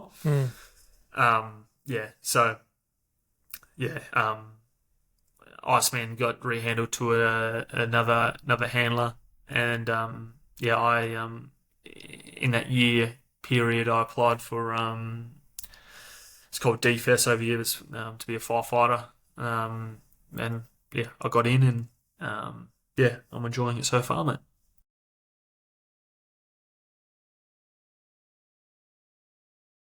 Sorry, mate, my internet just shit itself for a second. You're right, mate. Yeah, dude, that was you got me with that story, bro.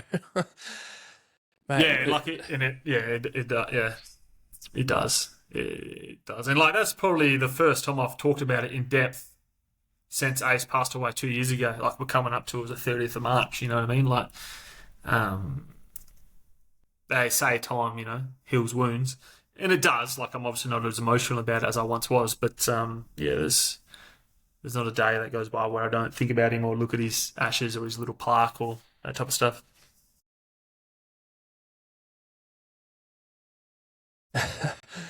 But, dude, the part of that story, that got me the most, man, was when you were talking about going in that room and then when they go to sleep and then you got to walk out. You got to leave him in there. Mate. Like, I did that with a pet dog, and I was like, I feel like his name was Schooner. I'm like, I feel like I'm abandoning Schooner. Like I'm just, I feel like I was like giving up on him. Yeah, and it's like because in Perth, in Western Australian Police, like they live with us at home. Like they start and finish at home. We take all the stuff home. So it was going back home to when he wasn't there, you know what I mean? Like, he's with me at work, which, a lot of people don't have their dog at work with them.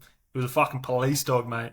All the training that I put in with him, all the, the relationship I built with him, like, it's really a lifestyle, and it's not for everybody because you can't go out in the piss all that much because the next day you got to get up and walk him, you got to train him. They're fucking Malinois, mate. Like, you got to keep on track.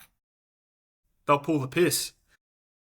So it's 100% a lifestyle, and a lifestyle that I did until he passed away 5 years. You know what I mean? It's like, fuck, what do I do now? You know what I mean? Like, it's 8:30 p.m. Like, I'm usually out walking the dog for a half hour, 45 minutes now. Oh, it's 7, 8 o'clock in the morning. I got to walk him, but it's just that whole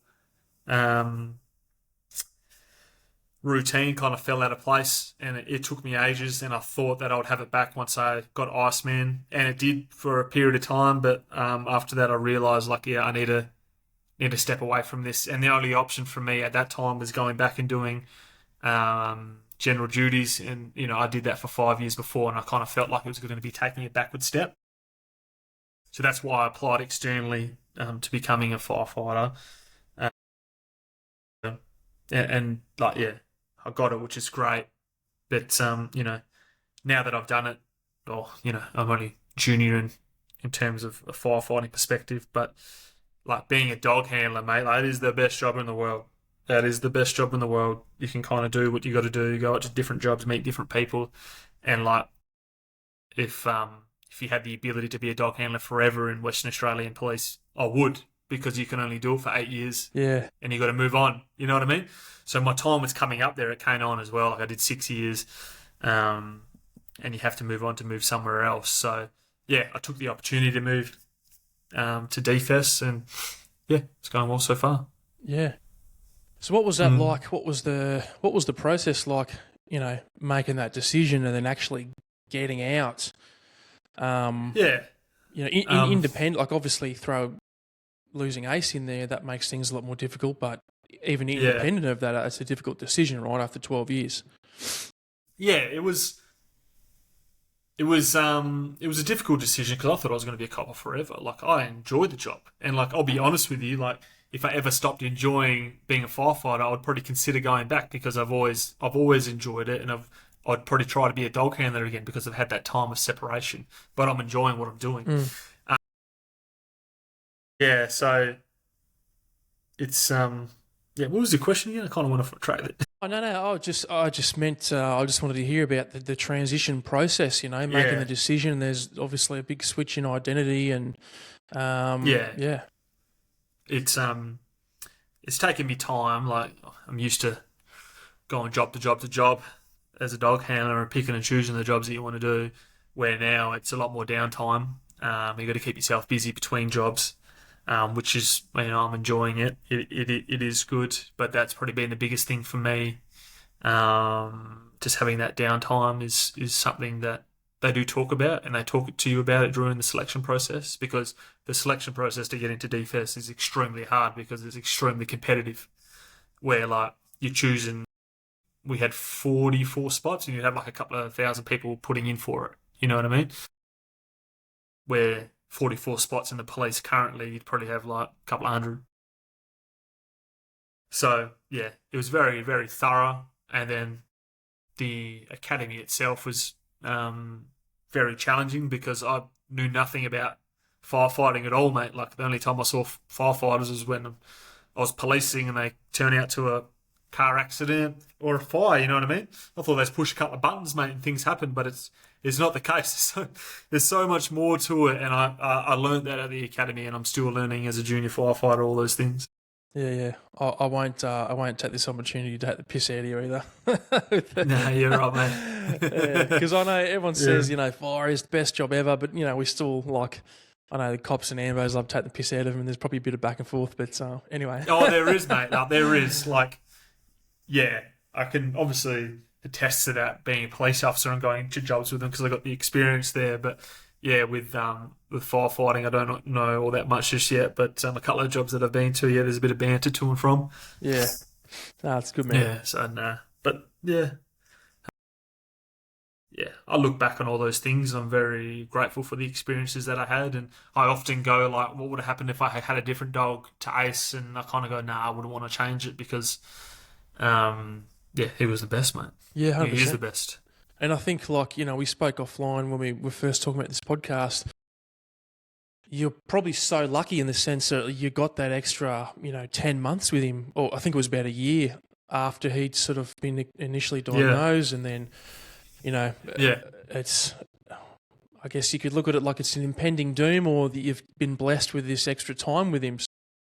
That's good, man. It sounds like you sort of utilised that as best you could, operationally and emotionally, personally, all of the above. Yeah, like, and they know what it like. Canine, like, as soon as he was diagnosed, fucking all the rules that I had with him being outside in his kennel, and only feeding him through hands, and I was like, man, you can fucking sleep inside as much as you want, mate. It was sleep, because I knew my time was limited. So like, he already proved himself operationally. That was never going to differ. It would have been different if he was a dev dog, you know what I mean? I wouldn't be doing that shit. But he was already proven, he was good. I was like, fuck it, mate. You can live inside. He enjoyed it as much as me.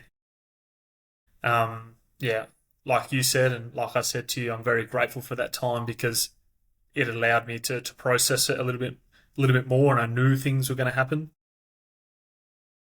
It was just a matter of time because obviously, you hear stories of like other dogs that have the same thing and they live on for another 3 or 4 years, or they pass away within a matter of months.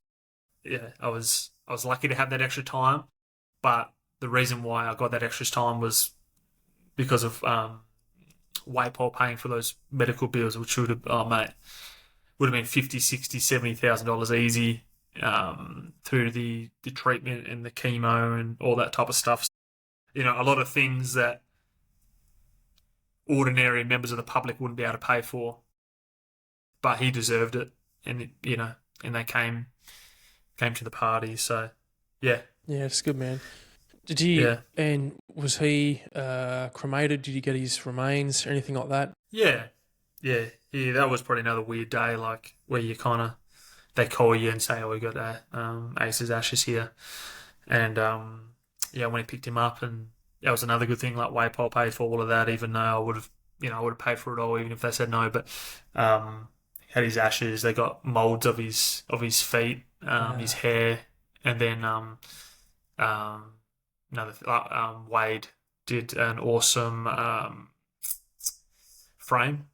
Have his harness, his flat collar, his bowl, and that type of stuff in it. All this, it's a nice frame that I got of him, all done, and yeah, they presented it to me at the wake. So yeah, it's such a shit situation. Like my friends and family really shone through at that point in time in my life.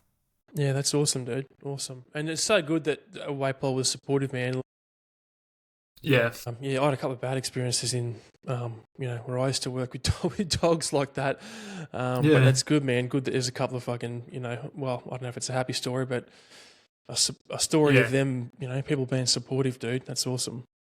Oh, it makes a big difference because they're not gonna like the end result was Ace passing away. Unfortunately, like I knew that and I was at terms with that after a certain amount of time. But it's the things that they can do between that.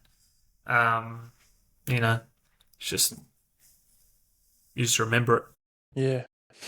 And So obviously now you're in the Fireys. I'm not going to pepper you with questions about the Fireys, mate, because you're brand new. I'm not going to make you yeah, tell some fucking spin some Warriors and stuff. no, you're right, mate. And look, we'll knock the potty on the head there, man. That's probably a good place to Yeah, end it, man. But I got a couple of questions I want to finish with. And the first one's what advice do you have for either, let's just say, a younger you going into that job for the first time, or anyone that's starting out yeah. in the military first responder world? I think go on it with open arms. Listen, listen to your close family and friends, but trust yourself. Um, Unfortunately, it's a process of being junior and moving to the senior within that occupation. It's hard. Like you're gonna learn some shit things, but you're gonna learn some good things. So just being easy on yourself, not focusing on the small things, and when things happen, um, put things in place to try and control it. Friendships, external and internal Mm, to emergency service are key. They're 100% key because they're there to support you. Like you come across coppers or anybody emergency service personnel where they don't have friends or they don't have supportive families, and you can see them struggling. Yeah, so having quality relationships internally and externally is something that I would tell someone that's applying for that role or um, looking at myself. The only thing that got me through ACE was my family and friends. yeah, that's a good answer, bro. And what about your service, man? Overall, what is your service? Having served as a cop, now as a fire, what does the service mean to you? Yeah, it means a whole lot to me, mate. Like I am very driven to help the community, whether it's in the defense aspect or the police aspect. Like I just love helping people, mate. I get a good feeling out of it, and you know what? Like it's a weird thing, but with my landscaping, I probably get more of a better feeling out of that, even though they're paying me. You know what I mean? Like I could have, when I was a copper, like I could have cut someone down from a rope that was trying to hang themselves, and the family's like, or sorry, not the family, but the person that was hanging is like, why the fuck do you do that? Like I want to die. You know what I mean? And then I go to someone's house and lay them new lawn and retic. They pay me for it and they thank me so much. It's just ironic. You know what I mean? But I didn't know that until I put myself out there and learnt those things. So, yeah, it's strange how it works. Yeah. There's something to be said about what you make yourself, you know, like the reaping the benefits of your own work, independent of anything, you know, like starting a business, mate. There's no fucking business school. There's no business degree. It's just bang it in, you know, day one business. What's the rules? Fucked if I know. Let's go and work it out. But, you know, exactly. Then exactly, mate. You use those good attributes and skills that you got, and then you go and build it yourself, and then you get something rewarding from it. That's fucking awesome, man. Yeah. Yeah, no, you're 100% right, mate. And mate, actually, what's your business name called? What's it called? You said Ace was in there. It's Ace Irrigation. Okay, sweet, man. Ace Irrigation in Perth. Look it up. Yeah. So, that was a good little touch. Like I had another name for it before, but then I just rebranded once I wanted to do that. And you can see in the little emblem that I have for the design of the business photo, he's in it. Just hidden away because it's pretty hard to get a dog on a fucking landscaping thing. Like if I was a dog groomer or something or a dog trainer, that'd be all right. But it was a nice little touch for him, mate, and it's just something I can remember him by. Yeah, good dude. Mate, the last question is, who are you outside of your service, dude? Outside cops, outside fireys, outside canine handling. Who are you? I think, I'm a loyal person. I like to be loyal to my friends and to my family. I get a great feeling out of being that person that people can ring when they're having troubles or if they need something. I like watching footy. I like watching sport, mate. Like just chilling out and trying to get away from, a shit job or something that you've gone to. Like you come across people that the job is their life and they struggle with it. You'd really need things external to that: footy, sports, friends, family, going out. So I can really detach from that type of stuff. And, it'd probably be the same with you and your experience. Would be like you go out with army blokes and all you talk about is the fucking army, you know what I mean? Where like I've got these relationships where I go out and, being a dog handler wasn't mentioned once. So you're really getting away from it. So yeah, just being loyal, having friends and family, mate, stepping away from it and just detaching is something that I really like to do. Yeah, that's good, man. I like that, dude. That's something I'm always talking about, dude, Have an identity, redundancy, spread yourself a bit wider, broader. Exactly, mate. Like, yeah, it's weird. And I really only came into that when I started running my own business where it's like, fuck, people want to pay me to do this. It's just fucking ridiculous. Like, I get paid double what I do in this job than what I do in the police. Like, it was such a weird thing, but I wouldn't have known that if I didn't put myself out there and do it. So yeah, don't be scared to try different things, and if they work out, that's great. If they don't, then it's not for you, and try something else. It's perfect, bro. Yeah. Mate, well, let's knock the potty on the head there, dude. But mate, Jayden, thank you so much, bro, for being on, and like telling your story, but also like pouring your heart out with PDAs and no worries, mate. Getting out there and telling us that stuff that was fucking, you got me, you fucker, got me good. Yeah, sorry, mate. I was close to crime as well. It hits me pretty hard. Nah, it's good, man. All right, mate. Let's wrap it up. Everyone at home and listening, thank you very much, and we'll see you next time. Thanks, mate. Have a good one. Thanks for listening to that episode. We've got more episodes on the way.